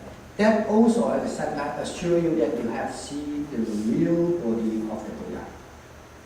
That called the Dharma body of the Buddha. Now, of course, they have argument there, okay? Because some masters say you shouldn't think this is Dharma body of the Buddha. You should only think that this is the body, in a way, mean what we call is called the life body, just the body manifested to you. But here I don't want to discuss this now. I'm just saying, the topic is I want to say is that there's a practice actually. By seeing the Buddha, you definitely know that, because through the faith on it, you definitely know, I'm here, and I'm the Bodhisattva, and I am the one who see the Buddha, and I will be definitely can go to the land of the Buddha. Okay. Then I don't think this is very hard to imagine. Okay. Now, and it's also mean I start from there onwards. My powerful practice is confirmed. Okay, confirmed. Although in other, especially for people who really learn other Buddhism, they know that you might have go so many ways in order to become Bodhisattva, from the first bhumi, first stage bhumi, second bhumi, third bhumi. But for these, you don't have to. Once you have see the Buddha right in front of you, and depends on text. The text say if you can see the Buddha right there and talk to you, then your meditation is almost like you're complete. So then you are definitely is a Bodhisattva already, and you will not return back. Okay. Now I guess there's a story say it's interesting in the Mahaprajna Paramita Upadesha Sastra, which translated also in the 4th century by Kumarajiva, which Kumarajiva highly believed. Actually, usually when he explained what is the emptiness teaching, he quote from here. And of course, this belief, this Sastra was written by Nagarjuna, although you don't have the Tibetan version. Okay, but it's in Chinese, it's still believed written by Nagarjuna. Of course, there are lots of studies say yes and no, but some do think that even though might be not 100% true by Nagarjuna, but there were certain teachings there definitely is also similar to the Nagarjuna. Okay. Okay, in this text, it's also say a very interesting story. Say that when there are people, I want to say on top of this story. Say there are people who keep on reciting Amitabha Sutra, and then also Mahaprajna Paramita. That means about the wisdom, about the great wisdom text. And then when they die, he tell the disciple, say, oh, I have seen Amida Buddha and other people come to receive me, to be reborn in Amida land. So, and then immediately he passed away, after when he uttered this word. So when he died, his disciple, gathering this kind of firewoods and burn his corpse as in their culture do, and but only after the next day, when those cool down, And he found that in the ash there, actually the tongue still remained. You know, when you go in the fire, the tongue hardly remains because tongue is very soft. It's not like the bone. The tongue is remain.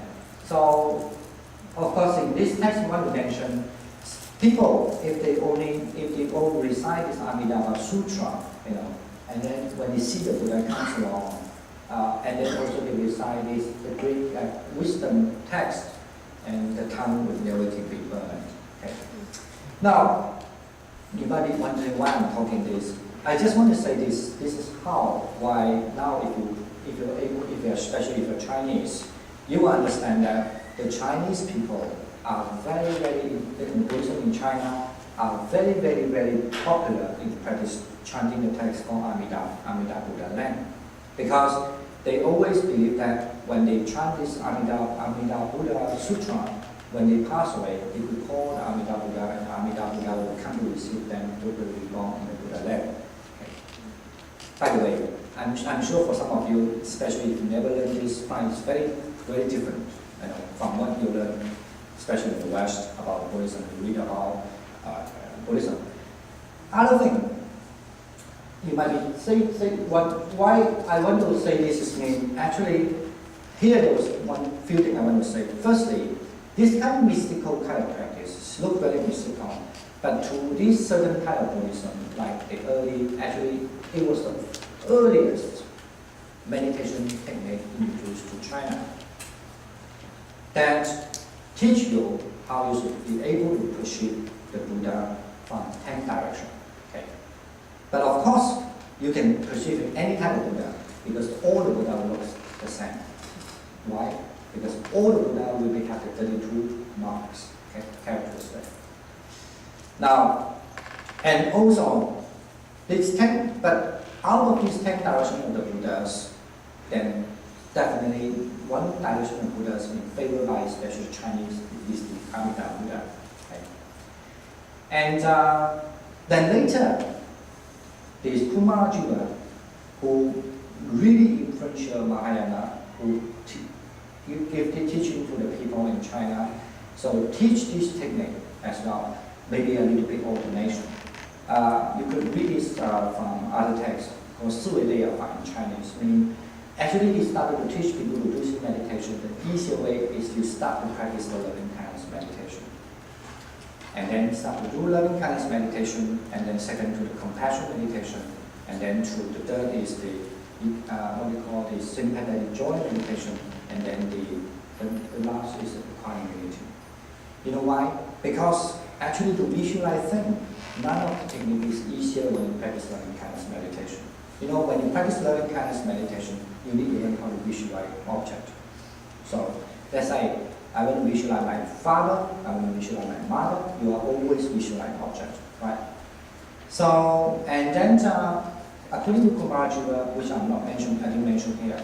So if you start with that kind of loving kindness meditation, but if you still have a very lustful mind, then you can shift to practice the meditation on the like a corpse, okay? So that you will not really cling on the life, you know. So you know, do you believe that? I think maybe not. But for the serious practitioner, you must be know that. For example, think about that. When we become very religious, on the time when is when you think that you have no hope, right? I remember once I was in Russia. I was in Vladivostok from the West Coast, flight to the East Coast to Moscow. There was a time I see the people are so religious. Because on the way we want to land on this, what is it, the Moscow airport, I forgot the name, and there was a huge what you call, maybe like hurricane, something like that. So, and this Moscow, I would say the Russian pilots are so brave.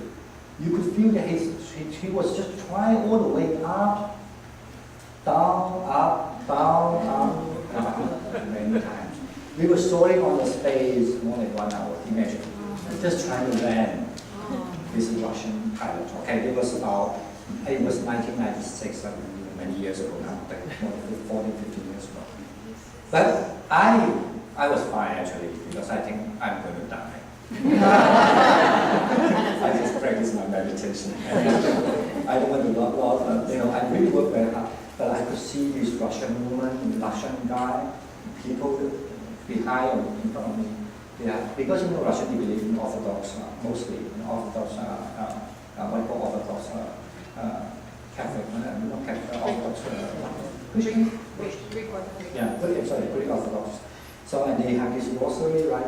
You could see everyone working very hard because everyone really think that the time is always. Anyway, I'm sure that if you have faith, this you know. So that's why sometimes you need to practice and to understand that I'm going to die soon also, and also my body will be like that as well. That's why you become more energetic and devoted. Anyway, so according to the Kumarajiva, so once you finish all these the 4 samadhi meditations, you could shift that if you need to, but if you don't have to, and then you can start to visualize the Buddha statue. And my understanding actually is true, because if you practice the 4 samadhi meditation, because you have started to learn how to visualize the thing, you need to practice, because actually loving kindness meditation is a way that you started to become, your mind become more like almost joy, and wish people to happy and nice, and then you learn to visualize the thing. Of course, once you learn how to visualize the people, of course, then it may take a little time, just a little bit of time. It's not very hard for you to visualize the Buddha statue. Okay, but you will find the difference that when you do loving kindness meditation, you just wish them to be well. Everyone you visualize to be well and happy. If you do compassion, you want to be out of the suffering. If you do joy, when they're happy, you feel happy. And then also you understand karma when you do equanimity meditation. But if you're good at this, you pick up this Buddha statue and it just appears very easily. And then sometimes when the people chanting the text, you just sit there and you don't have to close your eyes. You just have to let your mind be focused on the statue. You find the difference is that one is wish them to be nice to people, the other you have to faith to the Buddha. You know what I mean? And then when the statue established, you could easily put the statue here.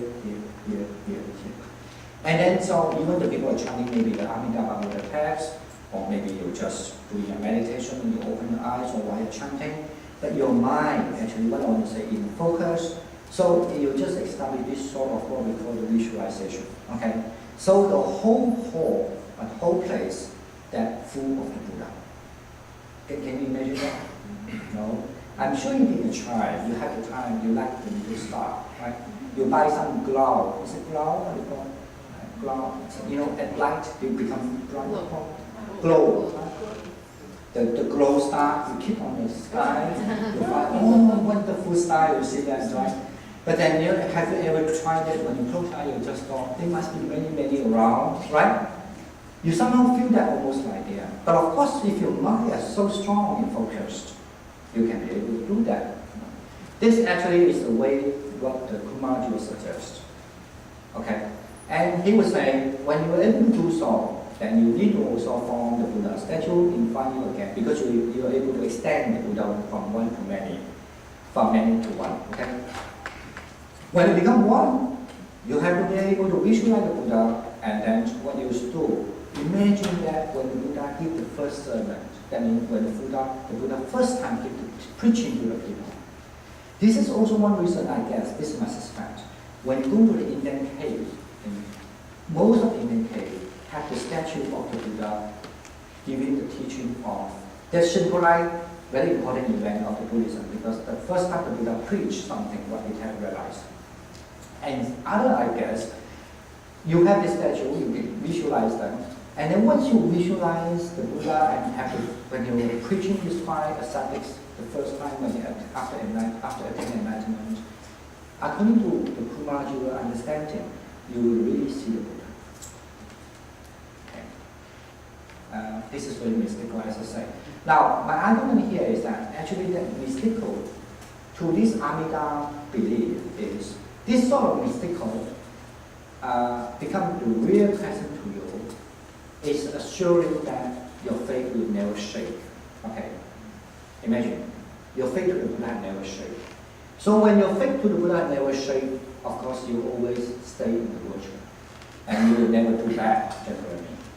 So, and also, when the Buddha could able to converse with you, so no matter what Buddha, okay, when the Buddha was able to converse with you, so your faith will completely establish that you will never return to, as I say, to any other, but you always will be just want to be Buddha. Okay? Do you know what I mean? And this is not done by because in flesh, it is done through your meditation. So this kind of impact, is very, very strong. So that's how your mind will always stay in that kind of mind. In a way, you plant the seed of the Bodhisattva separation. And then you will never return back to any, in a way, you will always be the Bodhisattva until you become a Buddha. Now, so, and this kind of mystical experience becomes something very immanent to you. Okay? Right there.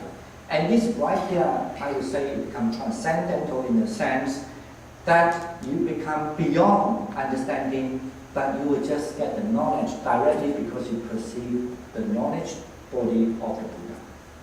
And I like to end something because I don't want you to fall asleep. Before you fall asleep, it's better to have a good memory for me, even at all. So I want to say that, anyway, this is a kind of pictures. Let me just conclude. I want to say is, so this is how in China.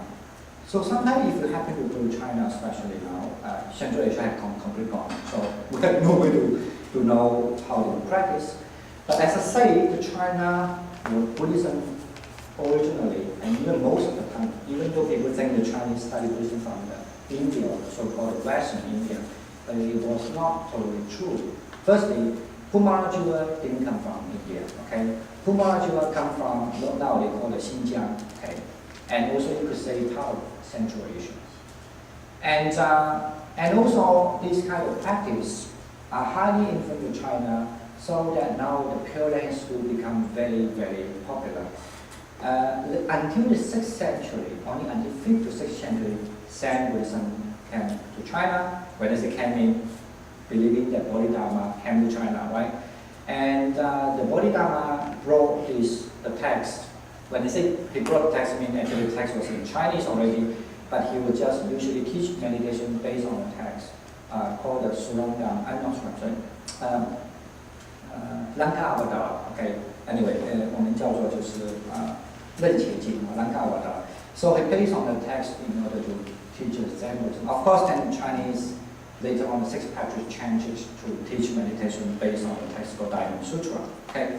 Anyway, I want to say that, however, in most of the Buddhism in China, because of this technique, due to many reasons, I cannot just tell in this short time. So, and the Pure Land school become the most established. But today the topic I'm giving, the different from is that because nowadays people will just mostly emphasize on the practice of Pure Land, only just by reading the text, chanting the text, or even maybe just reciting the name of the Amida Buddha. Okay. Now, however, if you look at the very earliest time of the Buddhism, the most earlier Amida introduced Amida Buddha, you could say Amida Buddha practice in China, actually was about meditation. And this is what I want to say. And the meditation, just I explained, the meditation is believing that when you see the presence of the Buddha, and then actually you are also fulfilling practice your Bodhisattva path, which is to Chinese is much more, I would say, attractive. Okay. And also in the history, Kumarajiva, as I said, this is my opinion. Actually, Kumarajiva also emphasis on this kind of practice. Okay. And of course, this is much more to talk about and much more thing to talk. But generally, emphasis, and even until the Kentai school, also talk about this. There's a very famous thing in Kentai school called Isin Samei. Okay.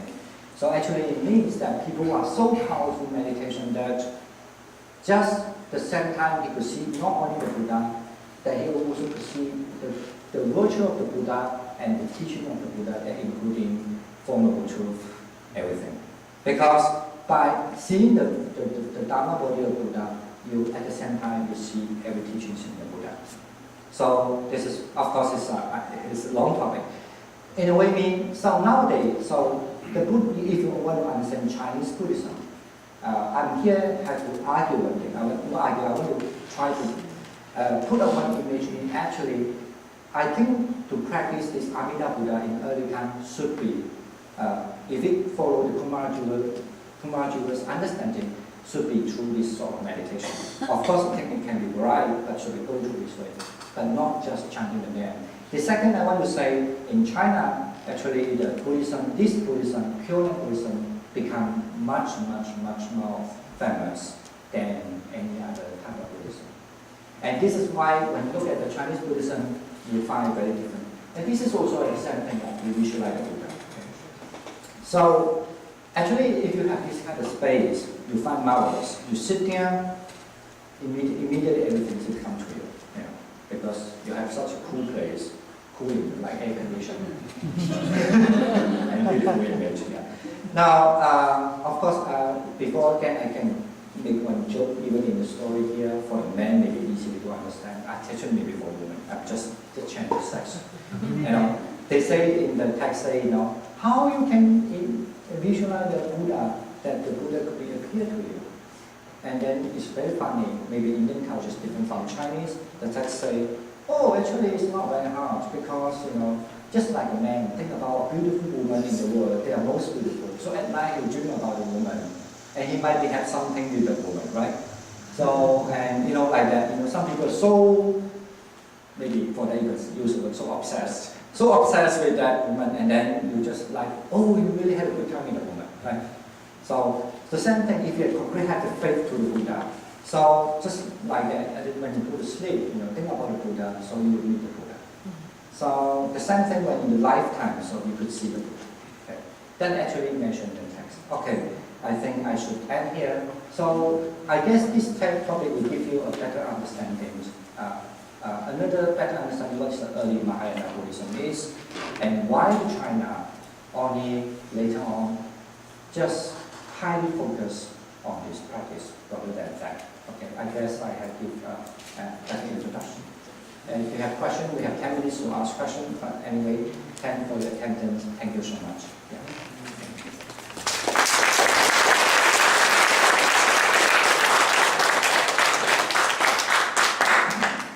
Do you have any questions? Yes? Practice Mahayana Buddhism.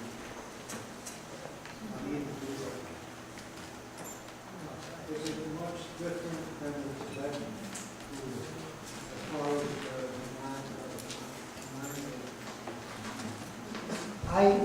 I cannot answer you totally, but I just know part of the Tibetan Buddhism. I can only answer the knowledge I have.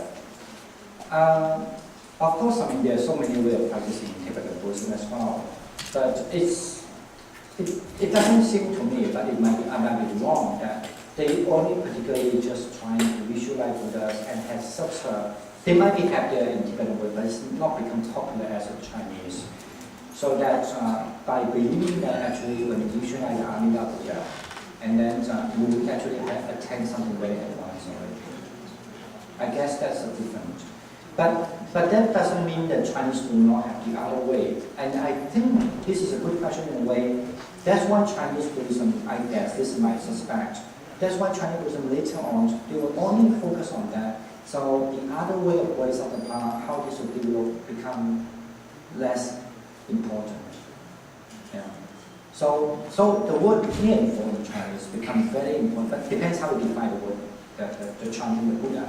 But it becomes very important because they think this is a much more efficient way to do it. Yeah. I guess because I met some people who practice Tibetan Buddhism, maybe just a few number of it. They don't think of course if you say this thing to them, I don't think they really agree sometimes. They think to establish a bodhisattva, you need to practice, understand so much teaching. Of course, you need to practice so many different focus. But to the Chinese, as Kumarajiva will put in a simple way, you just have to be able to focus on the Buddha. Then, of course, you can be expand the Buddha in many ways. But the main thing is, as far as you focus, you have a concrete faith to the Buddha. In this way, you will done. Yeah. So, yeah. Yes. When I see pictures pictures of in Thailand or even here in your temple, the Buddha is in a size that is beyond comprehension. Does that help in any way, or does that have a different meaning? Of course, in the Buddhist text, especially the Mahayana Buddhist text, always want to depict that the Buddha is so huge and so big, and so almost like huge and big. It's almost like awesome, so big, you know. Yeah, I think that might have influenced the way that they want to make the Buddha statue, I guess. But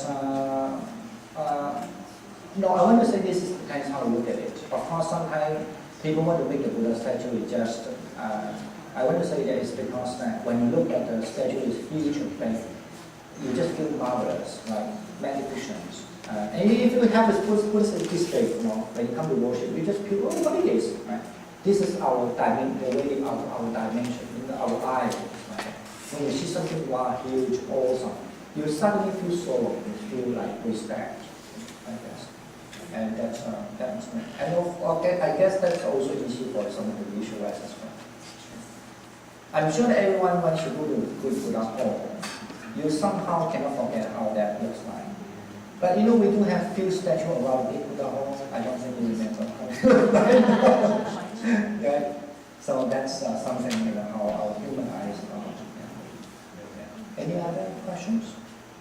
As a novice in this area, I was impressed by the hall, by the way. I didn't expect the Buddha statue so large. I didn't expect to see that many images. I got the impression, maybe I'm wrong, like Islam and Shinto and Baha'i, that in their cases they forbade representation of the image of the Prophet or whatever. And yet today this whole thing is Buddha, you know. And I thought Buddha wasn't too keen on taking on this kind of role. I thought he actually said he preferred not to be glorified in this way. And prefer not to have a statue, just like, I mean, yeah. Yeah, anything Yeah. that represented him as opposed to, you know, everybody else. That's okay. Actually, that's a good point.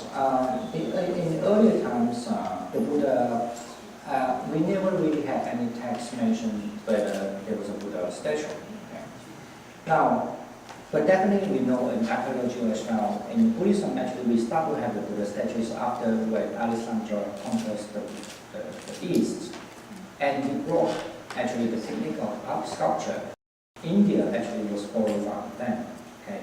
And that's why we have this Gandhara statue. The Gandhara actually is, the area will be covered, part of Afghanistan and covered, most part covered is Pakistan now. Okay. And they were the earlier place that they had the statue. If you look at actually even the Pakistan race now, they do look a little bit like people. Okay. The skin and the eyes, and they're green. Some of the people in the mountain, they're green color. And some of the eyes are blue eyes. Okay. Now, I want to say this mean, actually the Buddha statue was carved before Christ only about 150 years. So, but this is also one interesting thing. The practice of this, according to this text the text say that the earlier, so far we have the earliest way of practicing this technique, say that this method came along in the 1st century and 2nd century, you know.